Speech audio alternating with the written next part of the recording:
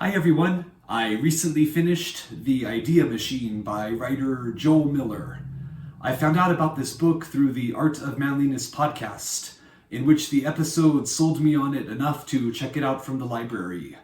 The Idea Machine explores the entire history of the book's development as a technology that not only stores information, but how its very creation through the act of writing allows a person to expand their ability to think. It begins with Socrates arguing against books with his students Euthydemus and Plato, to the written word evolving through wax tablets, papyrus, parchment, and finally to the codex. Then how knowledge really expanded with the printing press, and how books ultimately influenced the development of the internet. A couple things in here really surprised me, such as, contrary to how Christianity gets a bad rap for the suppression of information and its influence on Western culture following the collapse of the Roman Empire, Christianity actually played a large part in aiding literacy and popularizing the format of the codex, which we now call a book. The Greek and Roman classics being temporarily obscured was not so much intentional censorship by the church, but a result of broader literacy issues and paper scarcity during the Middle Ages. I was also really surprised to discover systems of cataloging and information organization which predated Nicholas Luhmann's Zettelkasten system by decades. Easy and entertaining to read, this just doesn't cover the history of the book, but all sorts of major events that surrounded and were influenced by the medium.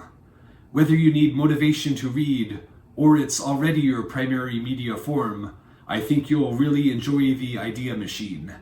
If you'd like to stick around, here are my top 3 notes from the book. Number 1, from pages 11 through 13, Books and the X, Y, and Z axis. A major theme throughout the book is on the written word's ability to transmit ideas through specificity, expression, and time. Books such as Newton's Principia, Stowe's Uncle Tom's Cabin, and Darwin's On the Origin of Species have such powerful ideas and a broad audience that they were able to trigger immense social change. And the static nature of the format allows the ideas to be engaged with, as well as built upon hundreds of years later. And number 2, from page 39, Lynn Hunt on Writing. Professor Lynn Hunt on the act of writing. The process of writing itself leads to previously unthought thoughts, or to be more precise, writing crystallized previously half-formulated or unformulated thoughts, gives them form, and extends chains of thoughts in new directions. And number 3, from page 192, the printing of erroneous information. Even if some fall for misinformation, the intentional printing of errors ultimately accelerates the collective realization of truth. An error spreads more easily when suppressed, but by being printed, that puts it directly in competition with factual ideas. As an aside from the book, internet echo chambers and political entertainment shows are a major societal problem, but I'm personally confident they'll ultimately be defeated by collective wisdom and become less of a problem in the future.